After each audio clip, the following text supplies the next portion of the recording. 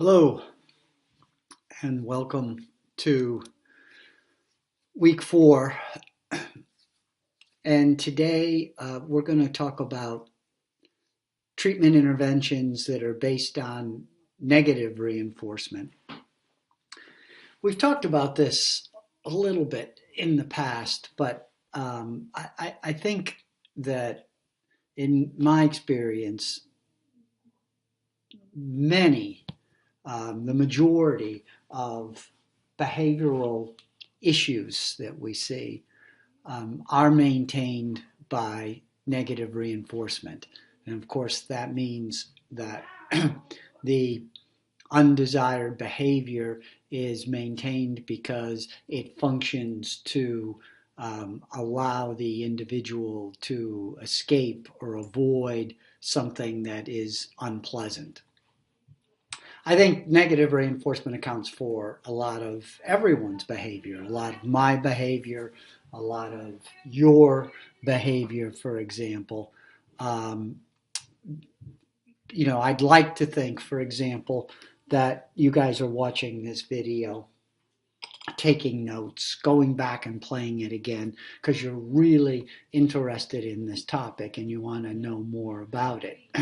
I suspect that what, in fact, does account for a lot of that is a lot of that kind of behavior, and the reason that you're watching it, at least for some of you, at least for some of your behavior, is motivated by negative reinforcement. That is, that you're just trying to avoid an unpleasant situation, which is get a bad grade or not do well. Sometimes we can't sort it out. And that's a theme of a lot of these articles that we're going to be reading. And really, the two articles that you read this week or are in the process of reading this week is a good example of that trying to understand specifically what mechanism is responsible is sometimes really more of a theoretical than a practical issue. But we'll talk about those as we cover them. But I think that there's a couple of reasons why I believe that back to the maladaptive behaviors that we often see as applied behavior analysts, and why I think that the majority of those are maintained by negative reinforcement. It's for a couple of things. One is for individuals who have intellectual disabilities, it's just harder to figure out how to get out of things. So you and I have a lot of appropriate ways of getting out of things. For example, when I've had interns, and there was a task that I really didn't want to do, well, I could convince myself that this is a good opportunity for this intern to do that. So that's sort of a way to get out of it. And think about it yourself. You get out of things at work or in your lives without resorting to maladaptive behaviors like, throwing tantrums or breaking windows or hitting people or hitting yourself. But people with intellectual disabilities are going to have more difficulty, if you will, sort of figuring out what those functional replacement behaviors, those other behaviors that they could engage in order to escape or avoid an unpleasant situation. So, for example, this week you guys have a lot to do. You've got a couple of pretty beefy articles with a lot of information that you have to read. You have to do a critique and synopsis of the articles. You've got a quiz online that you have to take. So there's a lot of things to do, and that's frustrating. But of course, you could make it slightly less aversive because you can control that. You could work on it. You can listen to the narrated PowerPoint, for example, for 15 minutes and say, I've had enough of this, and put it on hold and take a break and go do something else and then come back to it, which, as we'll talk about this week, is one way that you could reduce the aversiveness of the activity. But of course, a person with an intellectual disability doesn't have that advantage. So that's sort of number two, is the reason that I think that a lot of the problems that at least I've encountered in my career as a behavior analyst have been problems that have been at least partially motivated by negative reinforcement, is the fact that we have high expectations of people. When the folks we're working with, when we say it's time to do math, well, darn it, it's time to do math. And there's no ifs, ands, ors, or buts about it. And we expect people to be, I see this all the time. We're recording compliance and we expect people to be compliant 80% of the time. No one is compliant 80% of the time. I know I'm not. And if you start looking at your own behavior, I'm quite certain you will see that you're not. I'm pretty far below 50% in terms of doing it right now at this particular moment. Sure, I'll get to the things I need to get to, but on my own schedule. But we don't often allow the people we work with that same opportunity because it works for our schedule. We arrange things. People need to do it now, and therefore there's no way to get around it. That is aversive. It's aversive to me, it's aversive to you, it's aversive to the individuals that we work with, whether they're kids with autism or whether they're adults with brain injury or seniors with dementia. Everybody, no one really likes to drop everything they're doing right now, even if what they're doing we think is not very useful, like a stereotypy. It's something that they want to be doing, and make them stop that and start doing something that we want them to do. That's aversive. Therefore, people are going to engage in behaviors in order to make that less aversive. If they could engage in maladaptive behaviors that get them out of it, they're going to do it.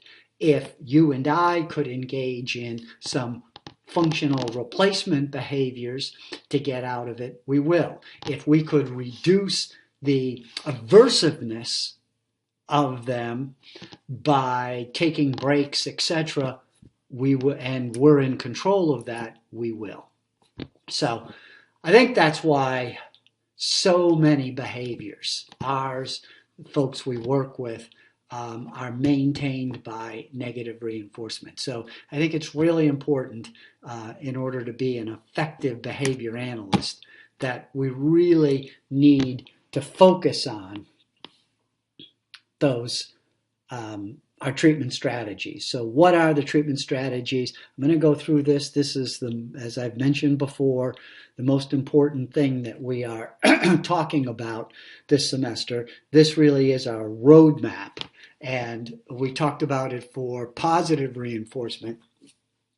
Now I want to talk about it for behaviors that are maintained by negative reinforcement. So when you have maladaptive behaviors that are maintained by negative reinforcement, well, number one, you have to do a good functional assessment.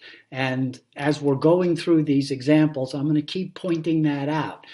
Just doing a general functional assessment and say, well, I think it's maintained by negative reinforcement, he wants to get out of it. But without some of those rich details, under what conditions, get out of exactly what is the specific aspect of this behavior that the individual is trying to get out of or they're finding aversive.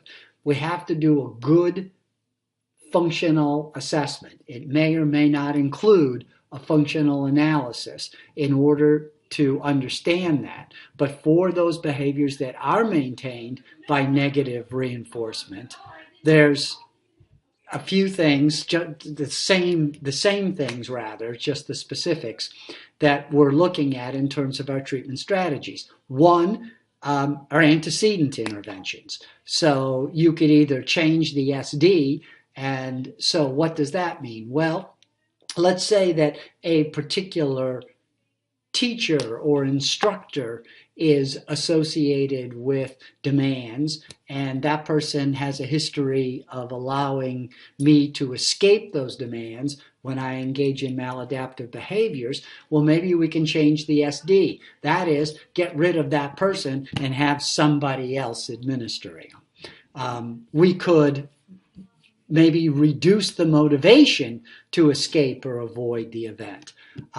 So and the Vollmer article is certainly talking about this one, where we could make the event, getting out of the event, less reinforcing. That is, make the event less aversive. You with me? So when the behavior is negative reinforcement, that is, the person wants to escape or avoid an unpleasant situation, we can reduce the motivation to escape if we make it less aversive. And one way to do that, that is discussed in the Vollmer article, is to non-contingently allow the person to escape. So those sessions just start with we walk in, sit down, sit the math problems, if that's the aversive event, in front of the individuals and say, you know what, let's take a break. And let the person take a break. And then they're on task for a very short period of time. Maybe we ask one question, an easy one, and then let's take a break. Well, what are we doing? We're making the event less aversive.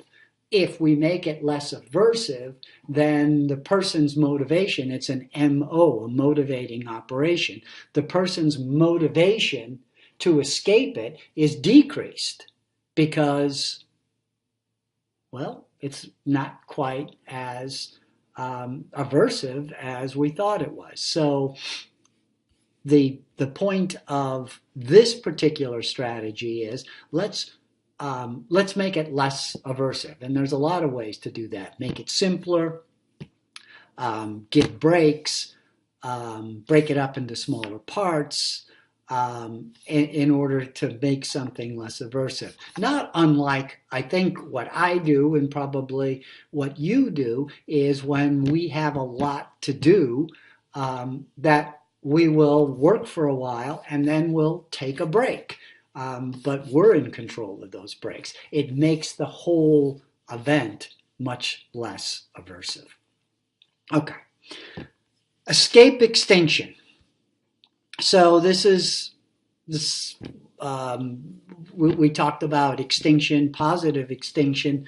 You know, if, for example, the behavior is maintained by positive reinforcement, say attention or a tangible, that we would provide extinction, which is, well, we would make sure when the person engaged in the maladaptive behavior, they don't get that attention or that tangible that they're looking for. Well, when the behavior is maintained by negative reinforcement, it's the same idea, but the actual way that it is carried out is just the opposite. Escape extinction is we just don't let them escape. So if they're engaging in the behavior to escape, escape extinction is we're not going to let them avoid it or escape it.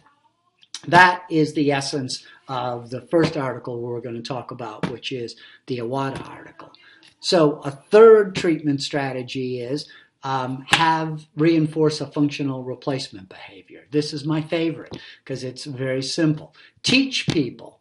You and I may have functional replacement behaviors. That is, other ways of getting out of a demand or something that we don't want to do, but that are socially acceptable, that are not socially unacceptable or maladaptive.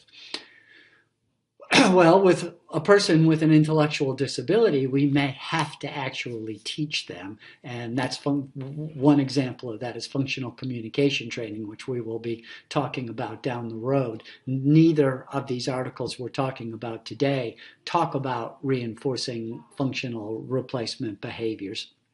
But we sort of evolved. These articles today are from the 90s. Many of you weren't born when these were written. We have now evolved, and now we do a lot more of this reinforcing of a functional replacement behavior. And then finally, there's punishment. You could just punish the behavior. We will spend more time later on in this semester talking about punishment. Specifically, but the Awada article is another one that not only do they use escape extinction, but perhaps when we're talking about the mechanism, the behavioral mechanism that is responsible for the change in behavior, not only could it be escape extinction, but it could be and or punishment, and we'll talk more about that as we get into those articles. But the point is, these are the same treatment strategies, approaches that we talked about the first or second day of class that you would use regardless of what your functional assessment shows, whether it's positive reinforcement, automatic, negative reinforcement. And it's really important that you guys understand, and this is really the bottom line, this is what the whole final exam is going to be based on, is I'm going to give you scenarios, and then I want you to go through this list of, well, here's the things that I could do that would fall under antecedent interventions. Here's the ones that would fall under some kind of extinction. Here's the ones that would fall under some kind of a functional replacement behavior. And here's what might fall under punishment. So it's really important that you understand this logic, that you start with a good functional assessment and understand some of the antecedents, consequences that are affecting the behavior, and be very clear. And the more specific they are, the better your treatment's going to be. And then look at these. How can we perhaps change the SD? How can we reduce the motivation to engage in the behavior? How can we use extinction? In some cases, you can't do some of these things. But in other cases, you don't want to do some of these things. But it's important to be able to go through this list and use this as your treatment roadmap. And that's how you really come up with innovative and really effective kinds of interventions, is thinking it through in a very systematic way like this. So if you have any questions about this, ask me in our next face-to-face class, because it's critical that you guys understand what I'm talking about here around these treatment strategies. All right, so let's talk about the first article by Awada and in 1990. And there's a lot in this article, and a few important things that I want to point out, not the least of which is on page 12 of the article, in the footnote on the bottom. It's talking about the use of the term automatic reinforcement. This is the first use of that term. Up until then, as the footnote says, people referred to it as sensory reinforcement. So think about a stereotypy, for example, for those of you who might work with kids with autism or individuals with autism. Some of those stereotypies, we refer to those as, we don't think in many cases they have a social component. So we talk about it as being, sensory reinforcement or self-stimulation, but we don't know that for sure. And the point is, as we talked about last semester when we were talking about doing assessments, when we say that there aren't any obvious social factors, that is, no positive reinforcement, no negative reinforcement, um, then we call it automatic. It could be because it is self-stimulatory. There's something about the behavior itself that is reinforcing. I think that um, one of the cases in Lana in this Iwata study is an example of that. I'll talk about it in a minute. Um, but sometimes it's just, we call it automatic because we don't know. It could be psychiatric factors, that a person doesn't engage in maladaptive behaviors unless they are hearing voices. Well, that's automatic. It's not social. It's not sensory stimulation. It's a default condition. So that's where automatic, and as you know, it's taken off now as a term that everybody uses. But that's how things happen. They happen in research articles, and then people just sort of run with them. But this is interesting. This is the first use of automatic as a default kind of category. And we will talk a lot more about that when we talk about automatic later on. All right, so in this first study, Iwata wanted to investigate the role of escape extinction when problems that are maintained by negative reinforcement. So now, a lot of times you may not be able to just do straight escape extinction. That is, prevent the person from escaping a demand. Obviously, if the person is very large and engaging in very serious kinds of behaviors, it may not be ethical, it may not be practically feasible in order to prevent the behavior from occurring. But this study, again, 1990, a long time ago, 28 years ago, this study was just looking at could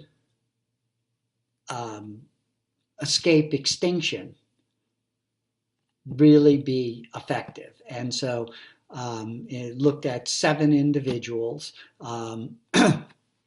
who had seemed like that their target behaviors, in this case everybody had SIB, were maintained by negative reinforcement. And they wanted to look to see if we just did escape extinction, that is, did not allow them to escape, would the behavior decrease. So figure 1, I'm sorry, these aren't that clear, so you look at your paper, I think it's clearer, but here's the 7 individuals. It's hard to see. Demand is the triangle, but for Noreen it's pretty clear. In the functional assessment, this is a multi-element, also called alternating treatment design. In 1990 we called it a multi-element. Now we call it a alternating treatment, but the same design. And you can see when she does engage in SIB, she doesn't engage in much, fortunately, but when she does, it's clearly in the demand condition. And I don't need to go through that. We talked about that last semester, exactly what that is. Just essentially that in that condition, any SIB that any of these individuals, these are all kids, engage in, then it's followed by escape. And under those conditions, as opposed to attention, to the play condition, the alone, we find that it is highest in the attention condition. Same thing with Susie. A little more SIB across the board, but always higher in the demand condition, suggesting that Susie's self-injurious behavior like Noreen's is maintained by negative reinforcement. Gina, a little more complicated in the beginning, didn't look like anything, but then after about 15, 18 sessions, it starts to emerge. She's one of these folks that probably needed 40 sessions or a lot to figure out what's going on. But finally, it was very clear that the vast majority of her self-injury was also during the demand condition. Same thing with Nellie. Let's come back to Donald. Lana, same thing. Really almost no SIB under any conditions except when she had demands that were placed on her and she was allowed to escape. Dan, sort of like Gina, took him a while to emerge, but his came out also. Now, Dan and Donald are a little different. And Donald, you can see the SIB is almost exclusively during demand conditions. The differences are, however, for Dan, these are all for Lana, Nellie, Gina, Noreen, Susie. The demand are academic demands. For these two guys, Donald and Dan, for Dan, it was not so much academic demands, and that's why it took a while to figure out what's going on. It turned out that it was specifically for mobility, if you will, kind of demands. That is, things that required Dan to move. I mean, if he could sit and he could do something with his hands, he was fine. But things that required him to move and do, those were the kind of demands that he avoided. This is where a really good functional assessment is critical, because if you just said it's negative reinforcement around demands, that isn't it. It could be if those demands require him to get up and move from this chair to that chair, or to do a specific task that requires a certain amount of mobility, but it's not going to affect demands that don't require that. So therefore, your data is going to be sort of all over the place, and you're not going to, because you didn't do a good, complete functional assessment, you can't do a good treatment. So with Dan, it wasn't until we figured out that it was related to mobility that we were able to really start to get some real separation here, and then it's much easier to know what you're going to focus your treatment on specifically. Donald is a really interesting case, and in fact, he'll be the next experiment. His demands were just medical demands. That is, asking him to look at his arm or look at his head. I'll talk more about Donald in a minute. And in fact, I'll show you a video. I was the therapist for Donald and for Lana, and the primary therapist for both of them. And he's a really interesting case, and I have a video that we can look at next week when we're together face to face, so you could actually see these sessions taking place. Okay. So then they all, the functional analysis demonstrated that they all were engaging in the target behavior, SIB, various topographies of it, in order to escape or avoid unpleasant situations. For most of them, those were academic demands, but for Dan, they were mobility demands, and for Donald, they were medical demands. So then the authors concluded that extinction may be an effective intervention. Let's look at extinction per se and see, can we eliminate these behaviors by simply not providing any attention. Um, and so the extinction actually had a second component, which was guided compliance. So for everyone except for Lana and for Donald. So what does that look like? So extinction, which escape extinction, which means you'd place the demand and then not let the person escape. You'd place the demand. If they didn't do it, then you would give another demand, and then you would use gradual compliance, guided compliance. So you'd sort of, move up. I'm sure most of you are familiar with variations of this technique. So, you'd start with first telling the person to do it, Mary, put the block on the board. And if she didn't do it, then and she started engaging in SIB, you wouldn't back away, you wouldn't stop, then you'd move, or if she was not compliant, you might then use a guided, some kind of a gesture to show her where it goes.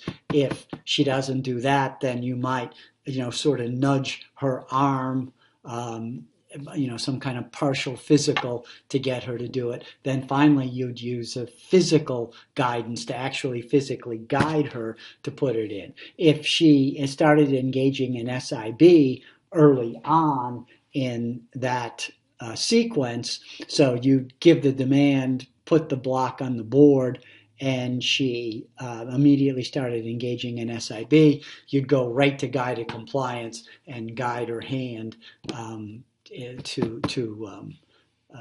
do the task. So the point is, the guided compliance was added so that you could ensure, if you will, that the person was not escaping, that they did have to actually do, even if it was done with you helping them, guiding them, physically guiding them to do it, but they would do every task. Now, I mentioned Lana's was different.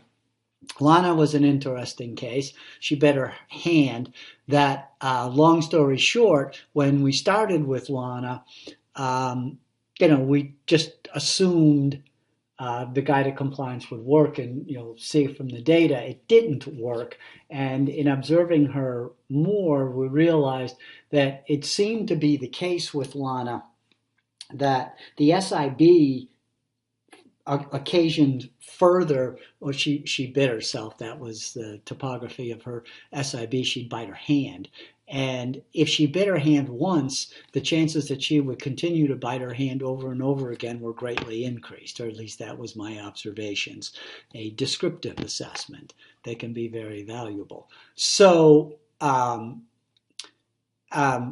so instead of allowing her, she moved pretty slowly.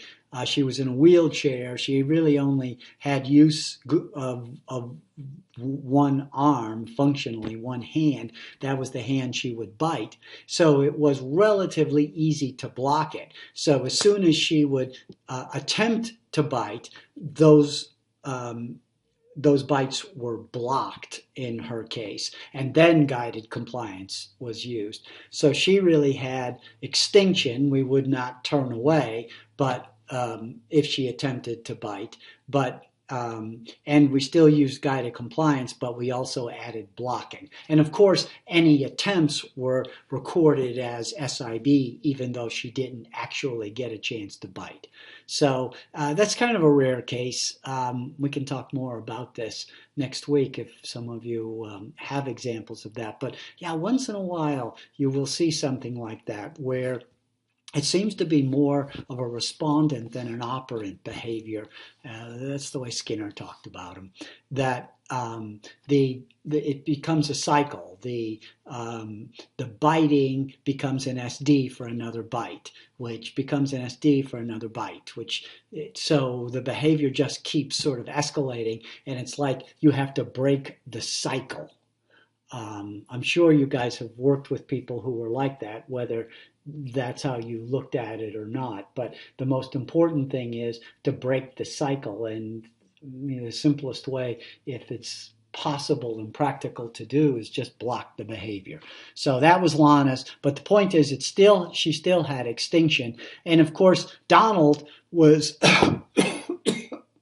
completely different, excuse me, because his were medical demands, and what he needed to do was just tolerate the medical examination, examining his arm, examining his leg, examining his eye.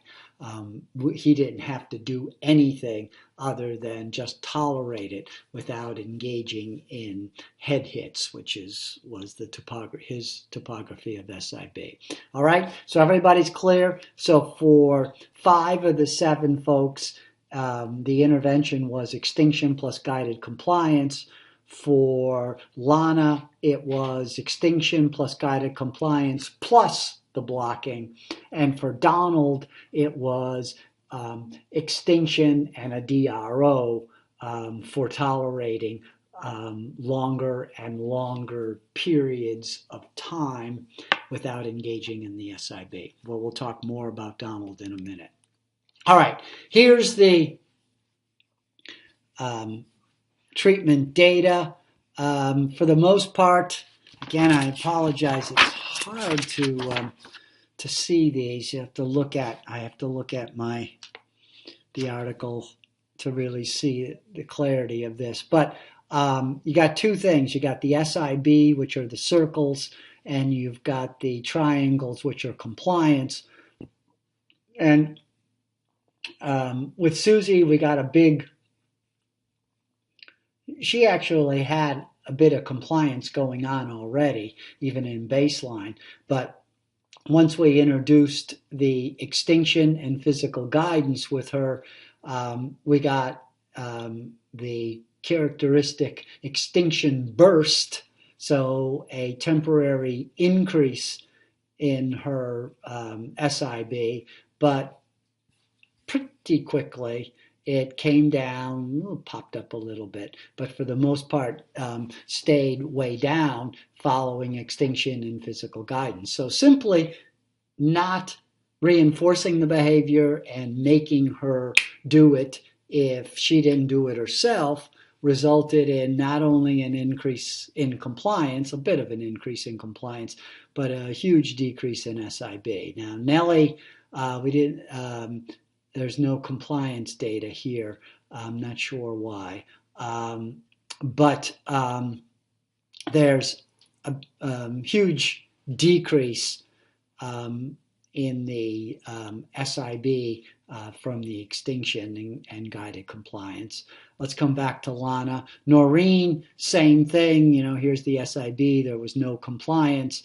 After extinction and physical guidance, you can see that things still continued to be a problem for a while. Then all of a sudden, and it really was all of a sudden, there's huge increase in compliance and a corresponding huge decrease in the self-injurious behavior. Exactly the same thing, only quicker with Gina. Increase in compliance, decrease in SIB, and same thing with Dan. Took a little time, got a little extinction burst, but then an increase in compliance and a decrease in extinction. Lana, as I mentioned, at first when we did the extinction and physical guidance, we got none, 0.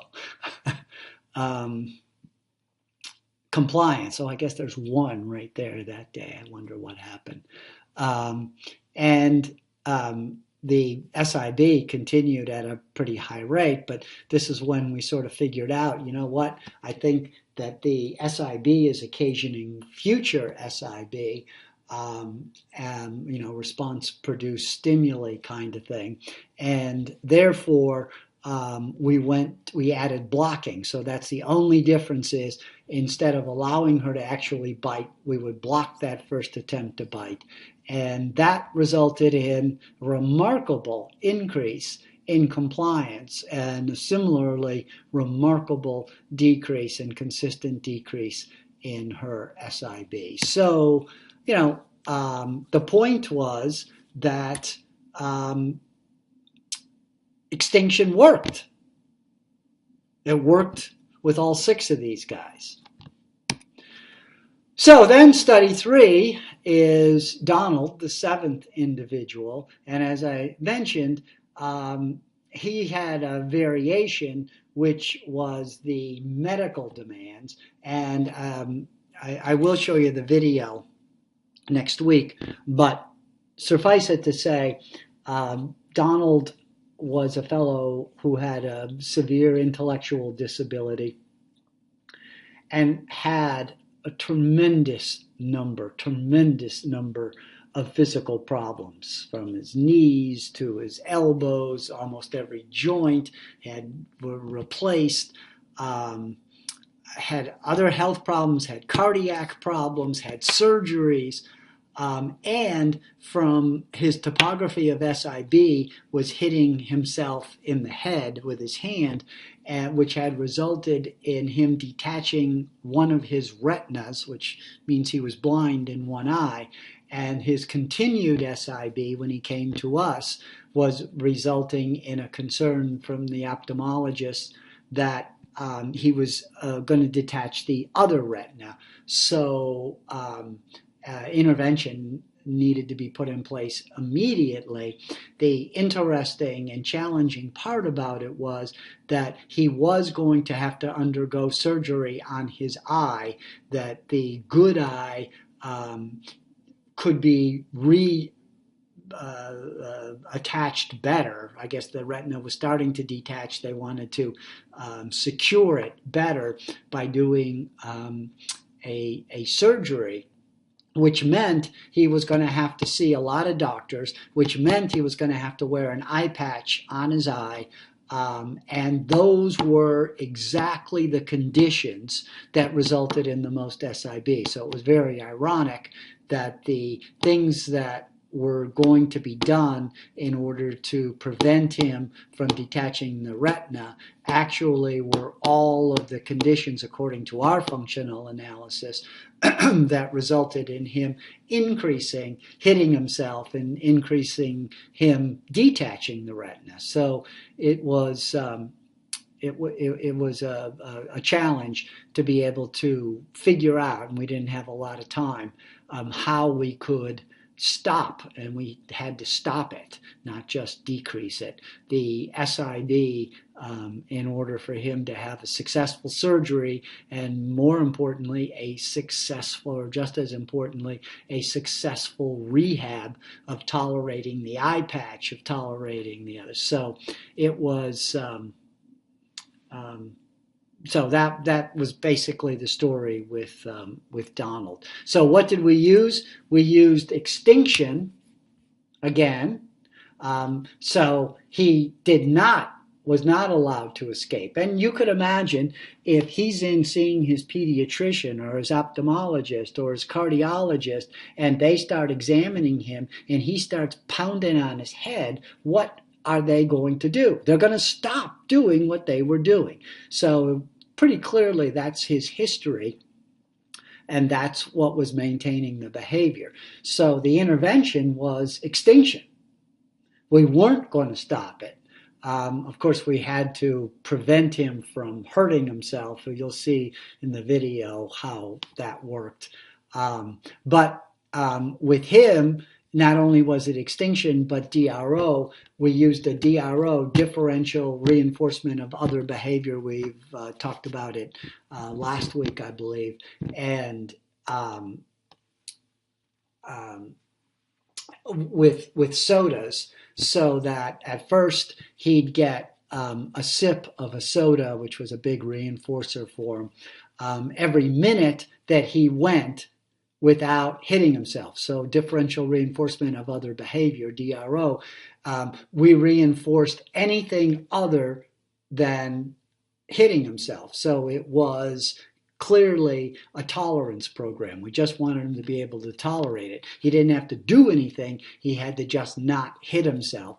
And then, it was increased to 2 minutes, 4 minutes, and then finally, if he was able to sit through a whole 15-minute session, then he got interestingly, 50 cents, which is what a soda in the hospital vending machine cost in 1990. But he would get 50 cents, and he would go and, with the help of a staff person, would go and buy himself his own soda in his vending machine, which he absolutely loved. It was the highlight of his day. So that was the intervention. Pretty simple. Extinction, DRO. And you can see the results. Here's the SIB. Dramatic decrease. Now, here's where in a multiple baseline across settings, he was in a hospital. All this work was done in a hospital, and this was in an analog treatment session, and this was in the day area in the hospital.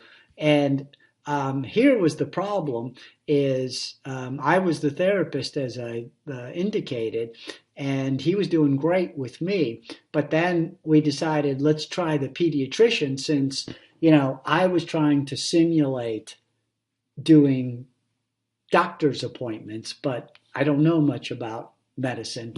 So, maybe what a real doctor does is different than what a fake doctor does. So we thought we would get a real doctor. And sure enough, oh my God, even under these conditions, he was engaging in incredibly high rates of SIB again with the real doctor. So how do you address that? Well, the way we thought to address it is we need to generalize it. So he's not just, he doesn't just work with me. He would do it with anybody. So the way we did that is, that's what these numbers represent, is these are additional strange people to him, other people who did the medical interventions, if you will, the physicals. And there were up to 9 of those individuals. And so when we started doing the generalization, that made a big difference. We did that for about a month. And then you saw when the pediatrician did it, we had a 0, up a little bit, not too bad. We continued with more of those. Then we threw in the actual cardiologist, and then really the ophthalmologist, a couple of ophthalmologist meetings, and he was great. No SIB at all with those doctors. So the point is that escape extinction was effective with Donald. Again, I'll show you the video, but it was very successful. He wore the patch over his eye. He did really well, and the rehab went great. Really simple extinction, DRO kind of intervention. So the point of this Iwata article is, escape extinction can be an effective intervention for problem behavior maintained by negative reinforcement. Well, what are some of the other strategies? Well, okay, let's go back to that. And so, great. We focused on escape extinction. Now, I mentioned that, and when you read the Iwata article, and please make sure you read this article carefully, because there's a lot of good stuff in here. I'm just covering the highlights. Is they argue that, well, an alternative explanation is maybe it's not extinction, even though, they didn't provide escape, which was the reinforcer. But maybe it was punishment because, 5 of those guys, now that doesn't really count for Donald, because we didn't do that, but 6 of them, rather, there was guided compliance. And maybe the reason that people stopped engaging in SIB wasn't so much because of the extinction component, but it's because they were trying to avoid being made to do something, and that would be a punishment procedure. As when we talk about punishment later on in the semester, you'll see that, that's positive punishment. That's the definition of positive punishment. You do something to me and the behavior changes, then or stops, decreases, then that's the definition of punishment. So it meets the textbook Cooper definition of punishment. So is it escape? Is it punishment? Is it a combination of both? Well, that's the problem, that a lot of these interventions, it could be more than one mechanism. It's not always easy to sort out. These make for good theoretical and philosophical discussions and research articles and theses and dissertations, but in terms of practical treatment, which I think is the focus, our focus in this class, is, well, we don't really care. Yeah, it could be some of both of those, but the extinction seems to be important, and there may be a punishment component also. But what else didn't we do? Well, in 1990, as I said, I'd like to think we've evolved, but we didn't even talk about any of these antecedents. I mean, today, the first thing I would do is focus on these antecedents. It's easier on the people, it's easier on the intervention, it's easier on the participants, it's makes everybody happier. I would have focused on a lot of these. I'm not that I would avoid extinction, but I would certainly use some of these antecedent interventions. And so one of those leads us nicely into the Vollmer article, which is reduce the motivation to escape. That is, reduce the aversiveness. And how can we reduce the aversiveness of these events? All right. So Vollmer in 95 tried just that, and he utilized what he called non-contingent escape, NCE. It's a beautiful thing, absolutely beautiful thing, for behaviors that are maintained by negative reinforcement. Now, you remember, we've talked about it for positive reinforcement. Non-contingent reinforcement is if a person wants attention, well, we could reduce the value of that attention and therefore reduce the probability that the person's going to engage in maladaptive behaviors to get it because the value is less. We reduce the value by giving a lot of attention away for free. So you don't have to hit yourself to get attention. I'm going to give you all the attention that you want in the world for free. All right, so that's the way non-contingent reinforcement work that we talked about the last couple of weeks. But how does it work for negative reinforcement? Well, non-contingent escape is the same idea. It simply means that we will allow you to escape non-contingently. So the way this works is, it really is great. I have had tremendous success with this kind of intervention, is start off by escaping that, all right, well, it's time to do math, so let's take a break. Well, that's a great way to start math. And it would be like if I started, maybe that's what I should do for you guys. I should have started this narrated PowerPoint with, all right, let's take a 15-minute break. So you're making it less aversive. And then the person maybe does one question, and then we take another 10-minute break. And then you do two more, and we take another 10-minute break. And the point is you just keep sort of building it up longer and longer until it sort of works. Not unlike, as I was saying, that I think at least I do all the time when I have to work on these things. I'm working on reviewing a manuscript for a journal right now, which is the most tedious work in the world. It's 50 pages long and a very tedious topic.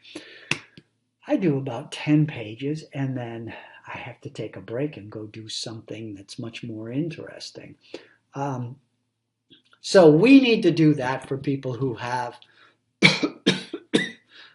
intellectual disability. So this is an antecedent approach, and the escape is non-contingent, just like the non-contingent reinforcement is. Even if the person engaged in SIB, when the time comes that we're going to do an escape, then we allow them to escape. So that's one of the things that the Vollmer article looks at. The other thing that it looks at is differential negative reinforcement of other behavior, DNRO. Again, you really got to understand these terms. Go back, read them, review this again, and if you still have questions, let's talk about them next week. Bring it up. But so the non-contingent, remember the non-contingent escape is that you just say, based on a time schedule, okay, let's take a 10-minute break. This one, the differential negative reinforcement of other behavior, is based on the person's behavior. That is, okay, if you can work for 10 seconds without hitting yourself, we're going to take a break. If you can work for 20 seconds, then we're going to take a break. If you can work for 30 seconds, 2 minutes, 5 minutes, 10 minutes, 15 minutes, then we're going to take a break. So one of them, differential negative reinforcement of other behavior, is contingent upon the person's behavior. It's differential reinforcement. The other one, the non-contingent, is an antecedent approach, and it's non-contingent. You just give them the break. And so he had two individuals who engaged in SIB. They were both maintained by negative reinforcement. One of them, Kevin, received the non-contingent escape. The other one, Mark, got differential negative reinforcement. Then he got NCE a little bit later. But so do you understand what's going on? It's got two individuals. One of them gets, both of them, the purpose is the same thing. Try to reduce the aversiveness of the event. If you can reduce the aversiveness, the person is going to be less inclined to engage in the behavior, because if it's an antecedent, that is part of a motivating operation, it's because you've decreased the value of the reinforcer. Escaping isn't that valuable anymore because you get to escape for free. Or it's a consequence. Differential reinforcement. You get to get out of the demand by engaging, not engaging in SIB. Just the opposite of what the contingency was. Before, you'd engage in SIB and you got out of it. This is just the opposite. Don't engage in it and you get out of it. If you keep engaging in SIB, I'm going to keep going. Got it? Okay. So here's the functional assessment data for Vollmer. And pretty clearly, I look at my, you can see that both Kevin and Mark engaged in SIB primarily during escape. So both maintained by negative reinforcement. Pretty clear. Here's the interventions. Kevin, remember, this is the non-contingent escape. Baseline, here's the baseline. And then we start. C, continuous escape. Well, of course, he has no SIB. Yeah, there's no reason to engage in SIB because, we say, time for math, take a break. Time for math, take a break. Then, gradually, every 10 seconds, he gets a break, non-contingently, whether he's engaging in SIB or not engaging in SIB, non-contingently. And you can see it gradually increases, 20 seconds, 30 seconds, up to 3 minutes. Oh, at 3 minutes, we got a little increase. Let's go back down to 2.5 minutes. Ah, yeah, okay. Now we're back down again, 3 minutes, 4 minutes, 5 minutes, 10 minutes, and Kevin's SIB continues to be at incredibly low levels compared to baseline by this simple intervention of giving away, and of course extinction. There is extinction that's going on at the same time. I don't want to forget that. So, during baseline, he is being reinforced. That is allowed to escape. Here, he is not. So we are also talking about extinction. But with this simple intervention, we're getting relatively little SIB right from the beginning. Now, Mark, who got the differential negative reinforcement of other behavior intervention first, and Vollmer, make a long story short, tried to make sure that he controlled for the amount of reinforcement. So for this, the periods of how long the person had to go to try to keep the number of breaks about the same as in here had to be slightly different because of the different procedures. But so the point is, well, yeah, it worked. But this is with extinction too, and maybe this is just the result of extinction. It worked, but it took a while. Not that immediate decrease. Then he went back to baseline, and then did non-contingent escape. And again, just like with Kevin, big difference in that it started off really low.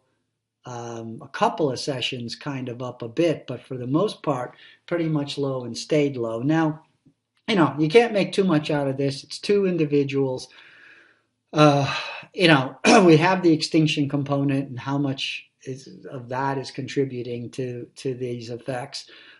And this one went first, and so maybe the differential reinforcement affected the non-contingent extinction. But based on what we see, it looks like non-contingent, that both of them, the non-contingent escape and differential negative reinforcement of other behavior, were both effective.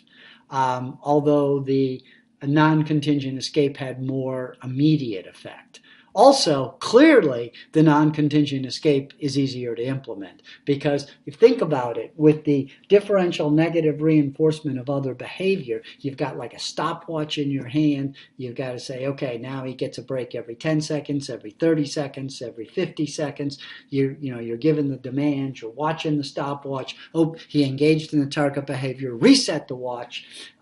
It's complicated. I've done it. And I've screwed it up many times because it's very complicated, and I cannot multitask as much as I've tried. I can do one thing that's both my strength and weaknesses is the same, which is I really can focus on one thing, but I cannot multitask. So if you're someone like me, doing a differential negative reinforcement of other behavior is going to be challenging. So the non-contingent escape can be both easy to implement and function as an effective, effective treatment for target behavior maintained by negative reinforcement. Okay. So this week, I want you to read the Iwata article, which we just talked about. Read the Vollmer article. There's article summary critiques for each of them that I want you to do. 1 page per article is great. Try not to do more than that. and then bring those to our next face-to-face class. And then there's also a little online quiz that I want you to take. And I also want you to really spend time with making sure, and we're going to keep going over this, but these treatment strategies, this is absolutely critical.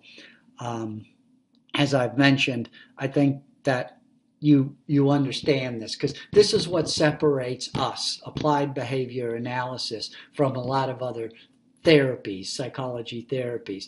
We have a roadmap. We have, it's not just we're going to try this, I'm going to try that. This is what separates us from the old behavior modification days of where we would just try various interventions. You do a good functional assessment, and then you do interventions based on that. But even your interventions, so you can think of things, some of these are going to be impossible or unethical or just not practical for you to use. Great. But you need to think through the process so you don't miss something. Think about the interventions. Can I change the SD?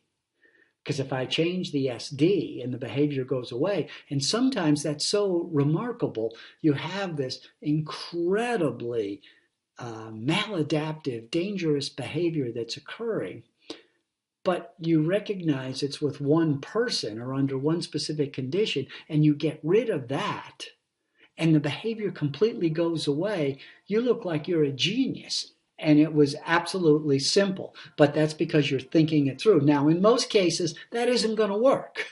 It's not that simple, but think it through and either try it or at least consider it.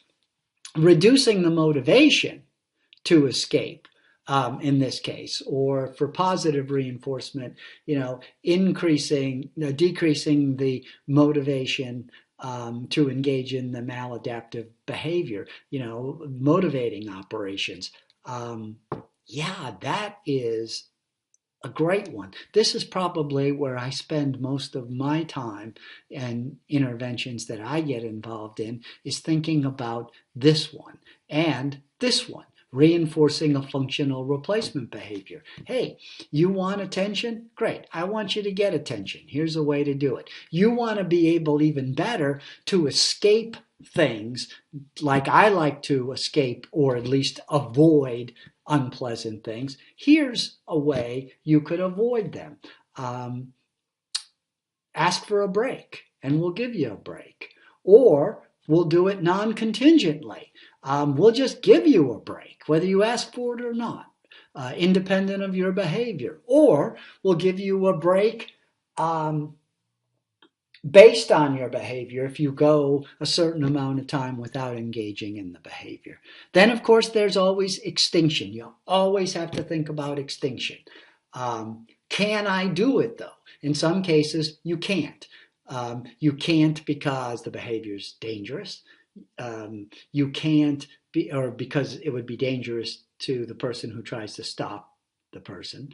Or you can't because the environment is such that you're not allowed to do that, or the people who are working in that environment won't do it in a consistent basis, parents at home. And then we talked about reinforcing the functional replacement behavior. And then finally, there's punishment. And, we don't like to talk about it, but sometimes we do. And like in the Iwata study, sometimes we're doing punishment and we don't even recognize it. We will spend a lot more time talking about punishment. So these are the treatment strategies. Get used to this, practice this, understand this. This is the way you got to start thinking. Write it down on the back of your hand. In order to approach these kinds of cases. So, all right, I will see you guys. Have a good week, and I will see you guys next week. Take care. Bye.